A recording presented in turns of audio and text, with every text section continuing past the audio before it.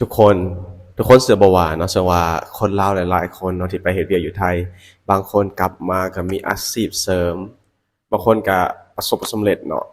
แบบว่าสร้างบ้านซื้อรถบางคนก็ไปมีแฟนอยู่ประเทศไทยเนาะส่วนลาวหลายคนก็ได้แบบประสบการณ์ใหม่ๆได้เปิดโลกได้มีอ้ายฮักเนาะได้มีหมู่มีคู่อยู่ประเทศไทยเนาะซึ่งว่ามีสาวลาวท่านหนึ่งเนาะซึ่งว่าเป็นสาวผู้ไทยซึ่งไปเฮ็ดเวียก เนาะหรือว่าไปเฮ็ดงานเป็นแรงงานอยู่ประเทศไทยเนาะเพิ่นก็สามารถเนาะสร้างบ้านได้ทุกคนแล้วก็ซึ่งเป็นสิ่งหนึ่งที่บอกว่าเป็นความภาคภูมิใจเนาะที่เฮ็ดให้พ่อแม่มีกินมีอยู่แล้วก็มีฐานะที่ดีขึ้นเนาะแล้วก็นอกจากนั้นยังมีเงินมีคำเนาะเพิ่นก็เลยแบบรู้สึกขอบคุณเนาะพื้นแผ่นดินไทยที่ให้แรงงานเราทุกคนมีบ่อนเฮ็ดหรือว่าทำมาหากินนั่นเองทุกคนซึ่งว่ามื้อนี้เราจะมาเบิ่งคลิปวิดีโอการ สัมภาษณ์ไปเบิ่งเพื่อนซ่านบ้าน2เพิ่นเนาะว่าสิเป็นจั่งใดทุกคนเดี๋ยวมื้อนี้เราจะมาเบิ่งกับสบายดีนะสวัสดีครับท่านผู้ชมยินดีต้อนรับเข้าสู่ช่องไลฟ์สไตล์วิทยานกซักอยู่กับข้าพเจ้าธนกซักเช่นเก่าเช่นเคยก่อนอื่นก็ทักทายสบายดีพ่อแม่พี่น้องหมดที่สุดทุกคนเอาว่าจะเป็นพี่น้องอยู่ทางเมืองลาวเมืองไทยหรืออยู่ต่างประเทศเป็นได้สบายดีบ่สภาพอากาศเป็นได้ทุกคนอยู่ทางประเทศไทยอากาศร้อนบ่หรือว่าฝนตกอย่างไรก็ตามเนาะรักษาสุขภาพหมดที่สุดทุกคนเป็นห่วงหมดที่สุดทุกคนโอเคทุกคนสำหรับพี่ท่านใดที่เข้ามาเบิ่งใหม่ทุกคนอย่าลืมกด subscribe ถ้าพี่กด subscribe เนาะแล้วอย่าลืมกดกระดิ่งเพื่อบ่พลาดคลิปใหม่ๆของข้าพเจ้านั่นเองทุกคนอ่าซึ่งว่าก่อนจะเข้าไปเบิ่งคลิปวิดีโอเนาะเขาเว้าหน่อยหนึงเนาะเนื่องจากว่าครอบครัวข้าพเจ้าก็มีอ้ายกับเอื้อยเนาะไปเฮ็ดเวียกอยู่ประเทศไทยเนาะก็เป็นแรงงานผู้หนึงก็ไปขายเครื่องและอีกผู้หนึงก็ไปเฮ็ดแบบประเภทขนมขายอยู่กรุงเทพทุกคนเนาะซึ่งว่าในแต่ละเดือนเนาะเพิ่นก็จะได้เงินจำนวนหนึ่งเนาะเป็นเงินเก็บเนาะซึ่งว่าเพิ่นก็ฝากมาให้ลูกเนาะซึ่งว่ามีเมลี่บ่ฮู้ว่าพี่ๆรู้จักเมลี่บ่เนาะซึ่งว่าตอนนี้เราได้ลูก3คนเนาะแล้วก็แยกทางเนาะกับสามีเก่าทุกคนเนาะแล้วก็ตอนนี้ก็เพิ่นก็เลี้ยงลูกผู้เดียวเนาะก็คือฝากเงินมาให้แม่เพื่อเลี้ยงลูกส่งลูกเข้าโรงเรียนเนาะตอนนี้ยังเรียนอยู่ประถมอยู่แหละทุกคนเนาะนอกจากนั้นก็มีอ้ายเนาะอ้ายก็มีลูกผู้หนึ่งเนาะอ้ายกับไอ้ไผ่ก็ไปเฮ็ดเวียกอยู่ไทยกันเนาะซึ่งว่าอ้ายสามารถเก็บเงินเฮ็ดเรือนได้หลังหนึงทุกคนเนาะ2คนเนาะอ้ายกับไอ้ไผ่เนาะตอนนี้กำลังหาเงินเพื่อส่งลูกเรียนเนาะเพราะว่าลูกกำลังใหญ่ทุกคนประมาณ5 6 7ปีนี่แหละเนาะอันนี้ก็คือเป็นครอบครัวของข้าพเจ้าเชื่อว่าครอบครัวหลายๆคนเนาะก็อาศัยประเทศไทยเนาะในการไปเฮ็ดเวียกเพื่อส่งเงินเฮ็ดให้ชีวิตที่ดีขึ้นนั่นเองเดี๋ยวเรามาเบิ่งคลิปสาวลาวทุกคนก่อนอื่นขออนุญาตส่องแม่เล็กเดียวนะทุกคนเดี๋ยวเรามาเบิ่งคลิปกันสบายดีพี่น้องสบายดีตอนเช้าเนาะวันนี้ชาวพุทธไทยได้มีโอกาสมาเห็นพอมาเห็นพอเท่าอันวังเนาะพอของอันหมู่ชาวพุทธไทยพอของสาวนิ่มเพื่อนไปทำงานอยู่เมืองไทยพุ่นนะแล้วก็แม่เพื่อนเลยป้า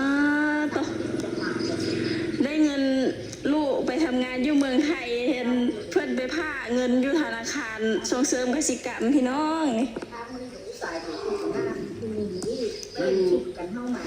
นี่เพื่อน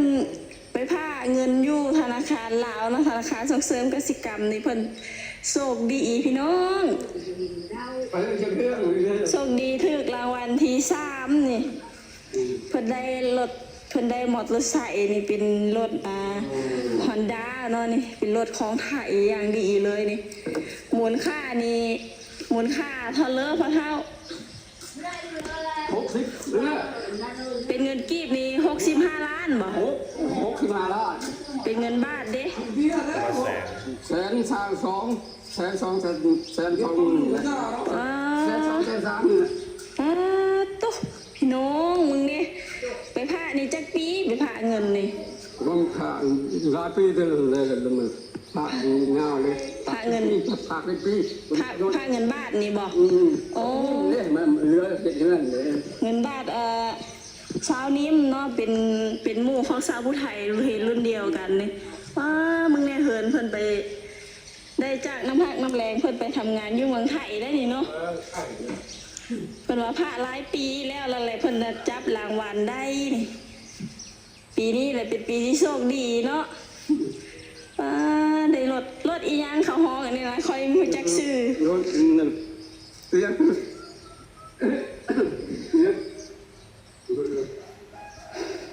รถอีหยังก็บ่ฮู้เด้อ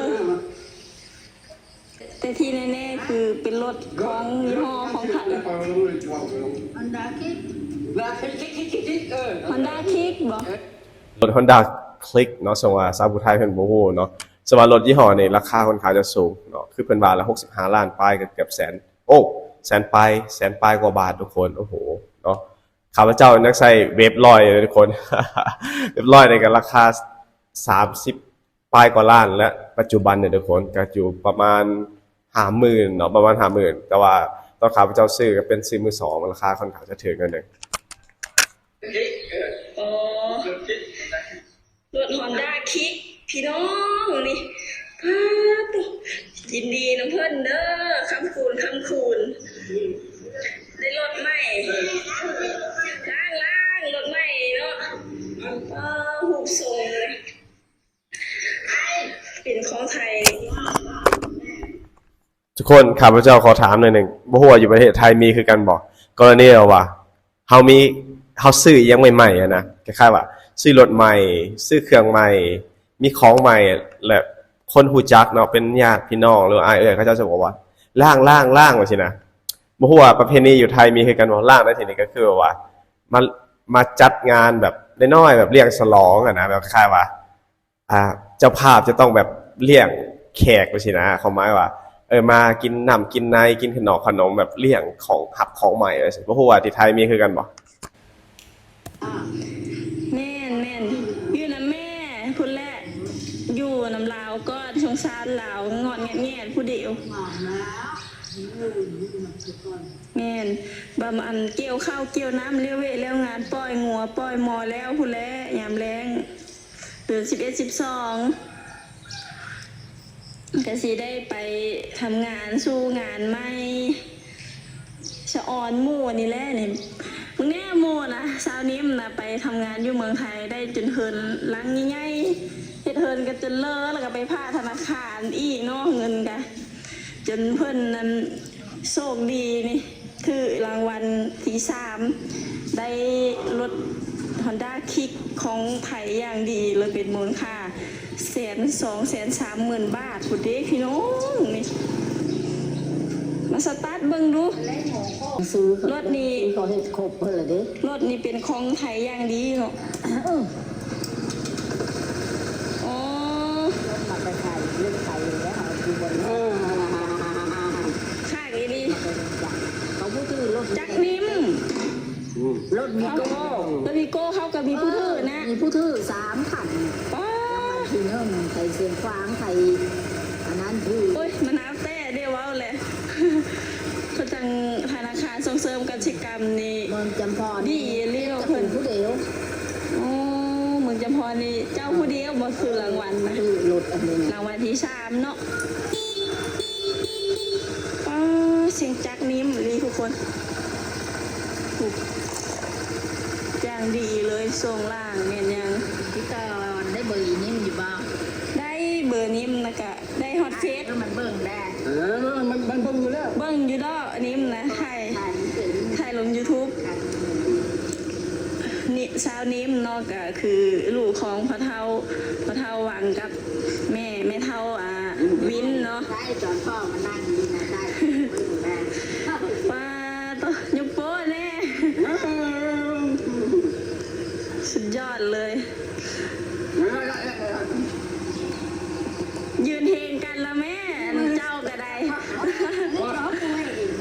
เพลงแล้วนะที่ถ่ายเพื่อนลูกสาวเบิ่งนี่ป้าตัวมึงเนี่ยโชคดีพี่ยินดีนะเพื่อนยิ้ม1 2 เขาเอาตอนต้นถ่ายท่านนั้นพ่อรถเทปนั้น อย่าเห็นได้เนาะตอนนั้น คนไรเนาะหน้าทานนี่ท่า ป้าเฮาอย่าเห็นเถินงามเด้พอสิได้มีบุญวาสนาไปหาเงินหาคำสิมีแหงสู้ มาออกเมามาหาเมา สิมีแหงสู้ต่อพอสิได้คือหมู่แน่เนาะบ่ได้คือหมู่กะจันว่าป้าต้องแม่เหินงาม นกกระจอกปัดก็มีไหว ต้องขออนุญาตเบิ่งเหินงามนะเด้อก ระจอกมันหวาน ป้า หาย ก็เพลินบ่ดูแต่ตู้ห่อเพิ่นน่ะ อ่า แล้ว ต้อง คือมันยังใหญ่อยู่กลุ่มได้แม่ หน้าอามิอันนี้ทั้ง แม่นนั่นเนาะ เงินจากเมืองไทย อายุไปไม่ได้เวลาทุก ภูมิใจว่าแม่เท่าได้เหินงามลูกสาวไปทำงานอยู่เมืองไทย ดีใจแล้ว แล้วดีเจออยู่ตั้งแต่เริ่มนั่นสุดแล้ เอ ว อขอได้ใช้ได้จ่ายเนาะ เจอน้ำมันนั่นแหละ ไปอยู่เหินงามเนี่ยลูกสาวเพิ่นไปทำงานอยู่เมืองไทยพี่น้อง ในวันนั้นแล้วเดี๋ยว